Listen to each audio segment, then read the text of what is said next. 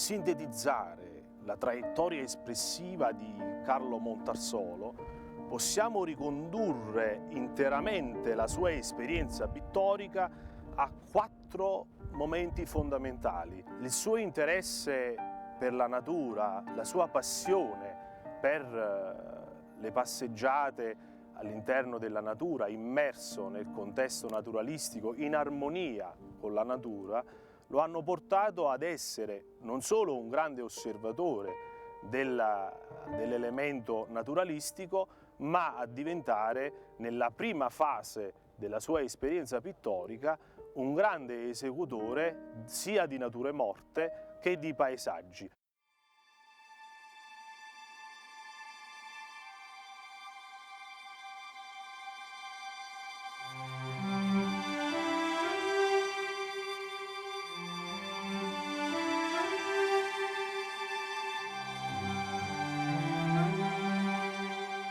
I paesaggi di Montarsolo sono i paesaggi del piccolo porticciolo del Granatiello di Portici, oppure chiaramente lui rappresenterà molto spesso le lave vesuviane, i paesaggi vesuviani, perché amava tantissimo recarsi fin da adolescente sul cono del Vesuvio per osservare la natura e quindi studiarla nei minimi particolari.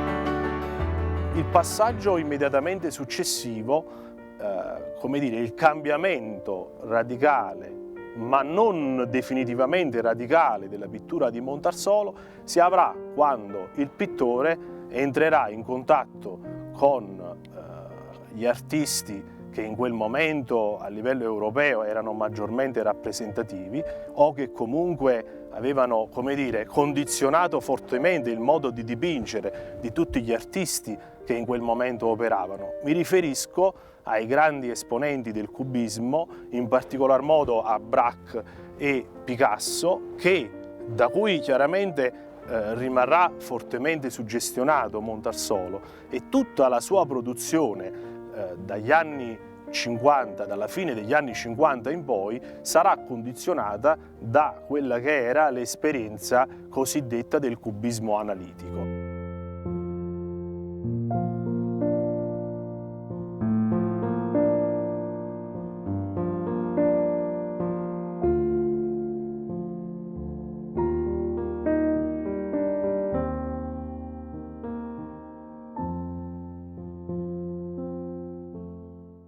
Questa sorta di piattaforma di azzeramento della pittura di Montarsolo non sarà poi così definitiva, perché chiaramente lui avrà modo di confrontarsi anche con quello che era nel secondo dopoguerra il motivo pittorico più ricorrente.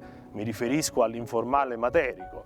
Erano gli anni in cui l'uomo aveva conosciuto ancora di più la labilità dell'esistenza e la fugacità della vita, perché erano esplose 2 bombe atomiche e quindi, come dire, si ha una coscienza maggiore della fugacità dell'esistenza e della potenza caotica di quelli che erano i nuovi mezzi bellici utilizzati, delle nuove tecnologie. Dopo questo momento Montarsolo sentirà la necessità forte di legare i suoi stili e la sua tecnica pittorica ad una sorta di avanzamento, ovvero vedremo affiorare sempre più spesso degli impianti letterari. Montarsolo inserirà all'interno della tela, all'interno dei suoi dipinti, l'elemento scritturale, una scrittura svestita dalla sua veste tipografica e legata chiaramente ad una necessità del pittore di uscire dalla bidimensionalità, di uscire se vogliamo, dal tradizionalismo del tonalismo da cavalletto, cui lui è stato legato per un'intera vita, uscire immettendo nell'impianto pittorico l'elemento letterario e testuale. Ci siamo conosciuti nell'agenzia di una compagnia aerea, esattamente della SAS, Servizi Scandinavi, dove io lavoravo. No, non era per niente militare, non era per niente militare dentro. Vede, su questa marina ci sono le nostre lettere, Carlo e Claudia, sono nascoste nella sabbia. E quindi questo è un quadro particolarmente amato. Quando fece la tesi di laurea scelse economia e commercio, cosa lontanissima insomma dal suo modo di pensare, che era un artista, chiaramente era meglio qualsiasi altra, non so, lettere, filosofia. Il professore con cui discuteva la tesi gli dice: si vede che tu hai studiato bene, però tu sei pittore, devi continuare la carriera di pittore. E lo stesso si può dire per l'aeronautica, non ha fatto l'esame per entrare in aeronautica, ma insomma poi lui l'ha lasciato per continuare proprio la carriera artistica. Mio padre era un liberale, naturalmente risentiva dei movimenti, delle effervescenze anche politiche di quegli anni, però credo che tutto questo fosse al riparo, proprio perché in quanto artista lui si definiva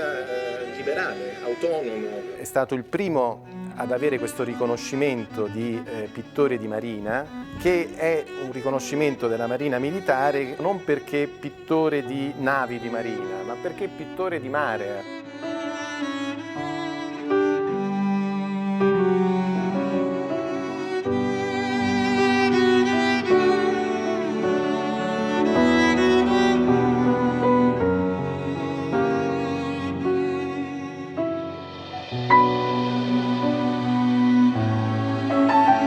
Nell'ultimo periodo, quando lui ha iniziato questa escursione cosmica, chiaramente lui per esempio era affascinato quando vedeva le immagini delle prime missioni dello shuttle, e lo impressionava poter poi riportare in pittura, in arte, quelle che erano le immagini che arrivavano dallo spazio.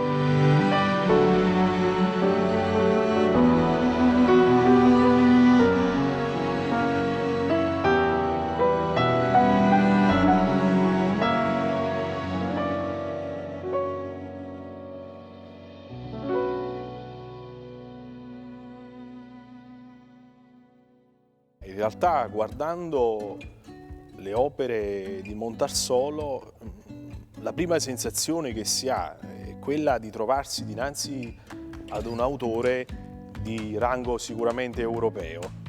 Montarsolo avrà all'interno di tutte queste esperienze, all'interno di tutte quelle che sono state le sue sperimentazioni, un elemento fondamentale che secondo me è il comune denominatore della sua pittura, ovvero la capacità di aver coniugato i nuovi stili, le nuove forme, le nuove tecniche a quelle che sono le radici della pittura napoletana, ovvero la nostra grande stagione del vedutismo, ma soprattutto i colori melanconici e languidi che sono del nostro barocco napoletano. Sbaglierebbe chi credesse che Montarsolo sia un epigono dei grandi autori del cubismo analitico o chi lo accosta chiaramente ai grandi autori dell'informale materico. Io ho dedicato studi e dedicherò studi a questo pittore perché sono convinto che abbia prodotto una traiettoria espressiva e pittorica, stilistico-formale, originalissima e singolarissima. Sono fermamente convinto che Montarsolo sia un pittore che dipinge alla Montarsolo e basta.